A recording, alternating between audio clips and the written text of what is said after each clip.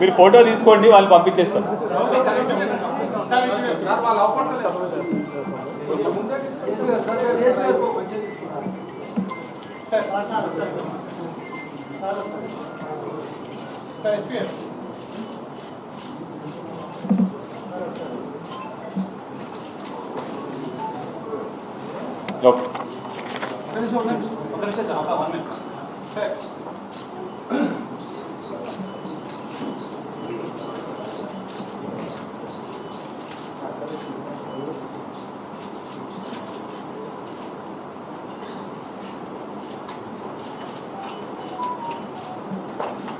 Okay, లేకే ఇప్పుడు మన మండే 19 మండే ఇప్పుడు డేట్ మనకి ఇప్పుడు వెబ్సైట్ ఎప్పుడు చేసేది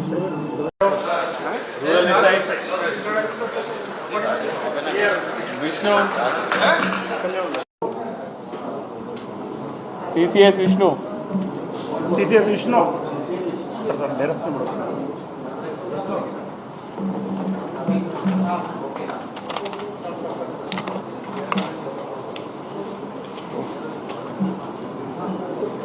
ఎక్కడ నేరస్తులు రాలే.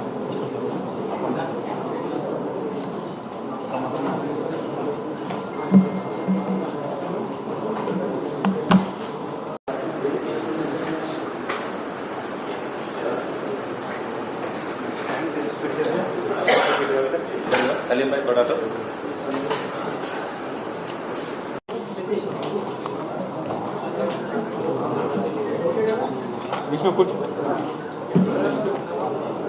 ఉండని.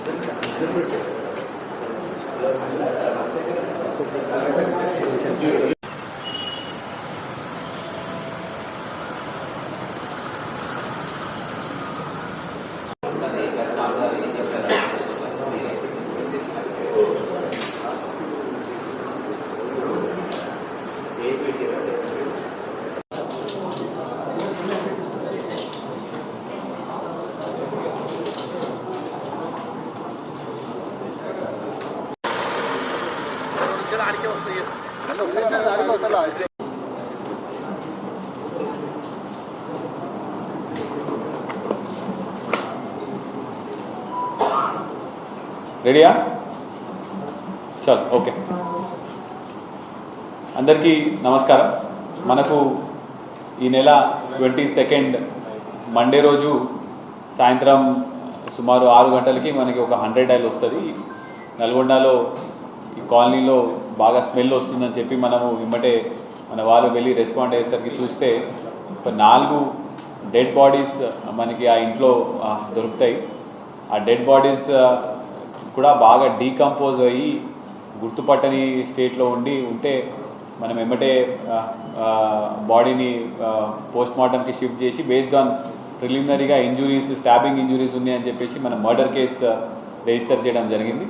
ఈ మర్డర్ కేసుకి 4 బాడీస్ని కూడా మనం ఎవరు అని చెప్పేసి ఐడెంటిఫై చేసి చూస్తే వీళ్ళందరూ కూడా ఒకటే ఫ్యామిలీకి చెందిన వాళ్ళు ఉంటారు.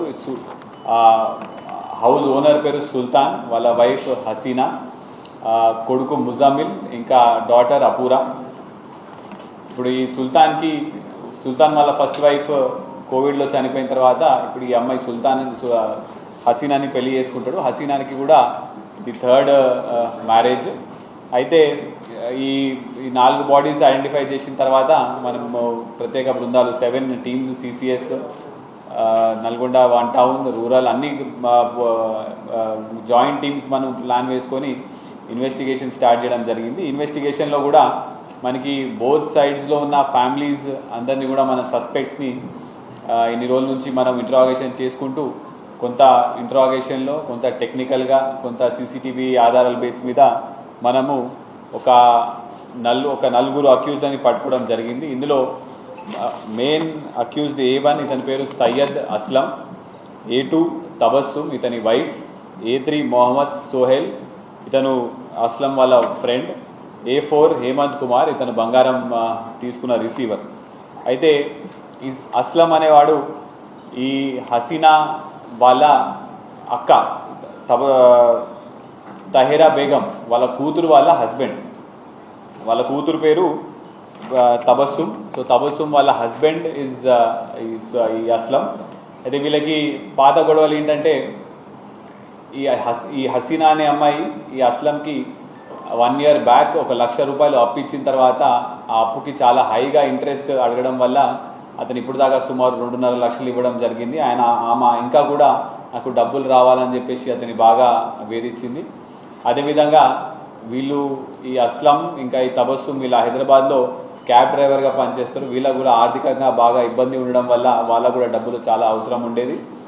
అదేవిధంగా ఈ తబస్సుమ్ వాళ్ళ మదర్ అంటే ఇప్పుడు హసీనా వాళ్ళ అక్క 2013లో ఒకసారి ఈ హసీనా మీద ఎఫ్ఐఆర్ రిజిస్టర్ అయితే ఈమె కూడా వాళ్ళ మదర్ కూడా జైలుకి వెళ్ళడం జరిగింది. సో అప్పటి నుంచి కూడా ఈ తబస్సుమ్ మా అమ్మ ఈ హసీనా వాళ్ళకి జైలుకి వెళ్ళిందని చెప్పి కక్ష కూడా పెంచుకోవడం జరిగింది. అదేవిధంగా హసీనా వాళ్ళ ఫస్ట్ భర్తతో ఉన్న కూతురు ఈమె కూడా చాలా వరకు ఆమె కష్టాల్లో ఉన్నప్పుడు ఆమెకు ఆర్థికంగా ఎటువంటి కష్టాలు ఉన్నాయి కూడా అన్ని తబస్సుమ్తో షేర్ చేసుకుంటూ అప్పుడు ఈమెకి మా అమ్మ దగ్గర బంగారం ఉన్నది, చాలా వరకు డబ్బులు ఉన్నాయి, ఆ ఇల్లు ప్రాపర్టీ కూడా ఉన్నది అని చెప్పేసరికి ఈమె కూడా వీళ్ళని అందరినీ చంపేస్తే తబస్సుమ్ వాళ్ళ ఆయనతో డిస్కస్ చేసి వీళ్ళందరినీ చంపేస్తే ఆ బంగారం, ఆ ఆస్తి పత్రాలు ప్లస్ ఇంట్లో ఉన్న క్యాష్ అన్నీ కూడా మనం తీసుకొని వెళ్ళొచ్చు అని చెప్పేసి వీళ్ళిద్దరూ ఈ మర్డర్కి ప్లాన్ వేయడం జరుగుతుంది. అయితే మర్డర్ కూడా ఎలా చేసిరంటే ఈ అస్లం హైదరాబాద్ నుంచి బయలుదేరి సుమారు 7:30 ఆ ప్రాంతానికి 7:30 ప్రాంతానికి మన నల్గొండకు వస్తాడు. వచ్చిన తర్వాత వీళ్ళకి ఫోన్ చేసి పీర్ల పండుగ ఉంది కాబట్టి నేను హైదరాబాద్ నుంచి ఇక్కడికి వచ్చినాను, రాత్రి మీ దగ్గర మీ ఇంట్లో పండుకోవచ్చా అంటే వాళ్ళు వద్దని చెప్పేసి ఫోన్ పెట్టేసి వాళ్ళు వద్దని చెప్తారు. దాని తర్వాత కూడా ఇతను ఒక 3-4 సార్లు వాళ్ళకి ఫోన్ చేస్తే కూడా వాళ్ళు ఫోన్ ఎత్తలేదు. అయితే ఇతను ఆ ఇంటి నుంచి గోడ దూకి రాత్రి సుమారు 1:30-2 టైంకి ఆ ఇంటి బయట వెయిట్ చేస్తాడు. పొద్దున 5 o'clockకి ఈ హసీనా బయటికి రాగానే డోర్ తీసి వాష్రూమ్ అంటే వీళ్ళ వాకిలిలోనే వాష్రూమ్ ఉంటుంది, ఇంటి లోపల ఉండదు. డోర్ తీసి బయట వాష్రూమ్కి రాగానే అతని దగ్గర ఉన్న కత్తి, మీరు ఆ కత్తి చూడొచ్చు, ఆ కత్తి తీసుకొని ఆమెను ఎమ్మటే మెడకాయ దగ్గర ప్లస్ నెక్ మెడక అండ్ చెస్ట్ మీద కూడా స్టాబ్ చేయడం జరుగుతుంది. అయితే ఈమె బంగారం అంతా కూడా ఆమె డ్రెస్లో పెట్టుకుంటుందని చెప్పేసి డ్రెస్ ఎత్తుకుతే డ్రెస్లో ఏం దొరకదు.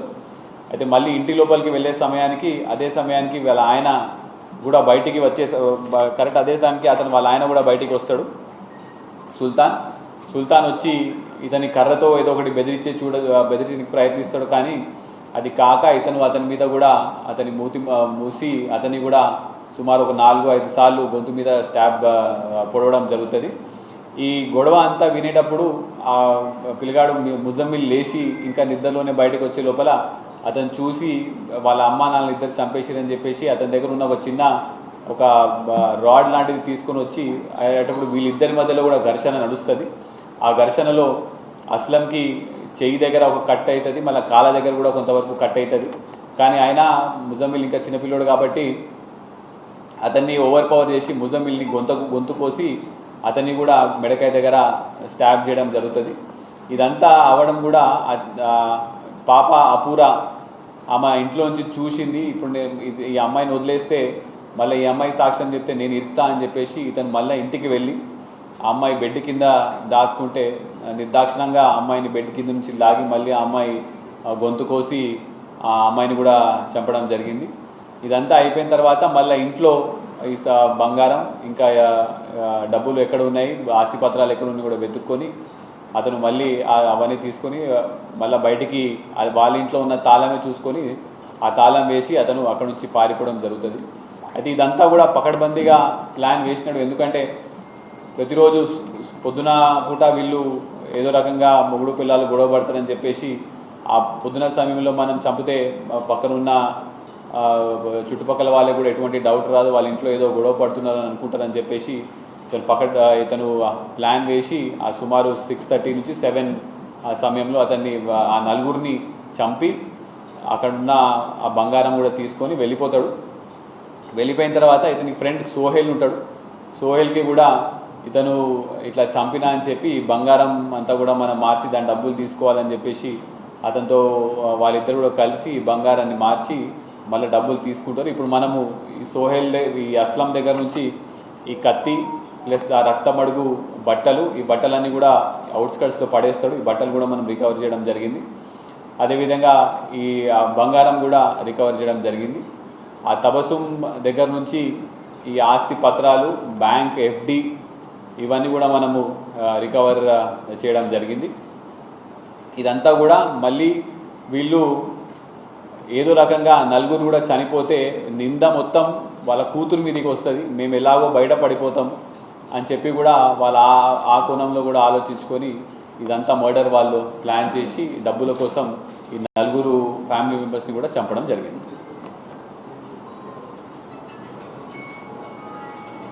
Thank you. అయితే ఇప్పుడు ఈ స్టాబ్ ఇంజురీస్ అన్నీ కూడా మనం పోస్ట్ మార్టంలో చూస్తే అన్నీ కూడా ఒకటే పర్సన్ స్టాబ్ చేసినట్టు కూడా స్పష్టంగా కనిపిస్తున్నది. సో ఒక పర్సనే నలుగురిని లైన్లా బయటికి వస్తున్న కొద్దీ చంపుకుంటూ వెళ్ళాడు. గతంలో ఇతని పైన ఏం కేసులు లేవు, కానీ ఒకసారి ఇదే ఇంట్లో మళ్ళీ ఏదో డబ్బులు దొరుకుతాయని చెప్పేసి 2000 ఈ సంవత్సరం ఫిబ్రవరిలో ఒకసారి దొంగతనానికి వస్తాడు. కానీ అప్పుడు ఏం దొరకపోయేసరికి మళ్ళీ ఈసారి ఇలా ప్లాన్ వేయడం జరిగింది. అప్పుడు ఎఫ్ఐఆర్ రిజిస్టర్ అయింది.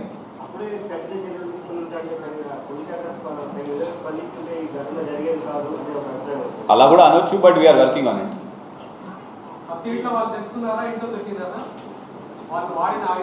ఆయుధం అతను హైదరాబాద్ నుంచే తీసుకొని రావడం జరిగింది. ఆయుధం కూడా కర్వ్డ్ షేప్లో ఉన్నది. ఆ ఇంజురీస్ చూస్తే కూడా ఆ కర్వ్డ్ షేప్ ఆయుధంతోనే అతను చంపడం జరిగింది.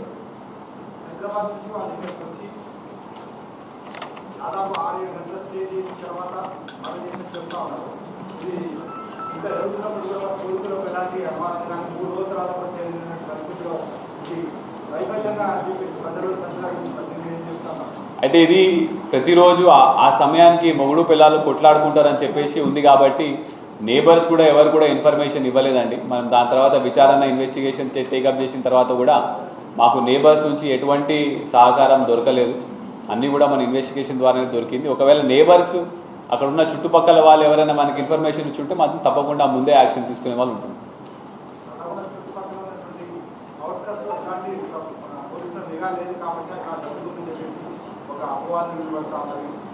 కాదండి, ఇది పర్సనల్ మర్డర్ అండి. దిస్ ఇస్ నాట్ రాబరీ కాదు కదా. ఇది వాళ్ళ పాత కక్షలు, వాళ్ళ ఫ్యామిలీతో కక్షలు ఉన్నాయి కాబట్టి ఇది మర్డర్ అయింది. Anybody else?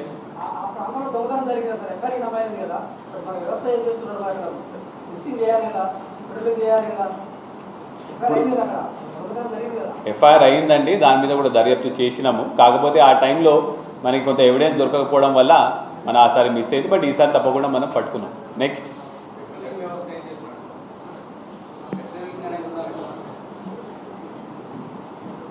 Anybody else?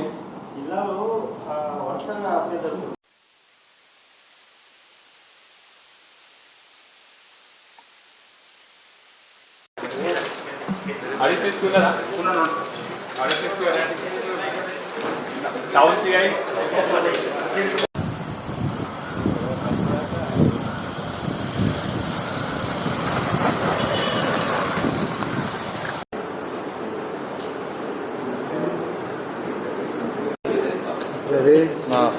చెప్పు.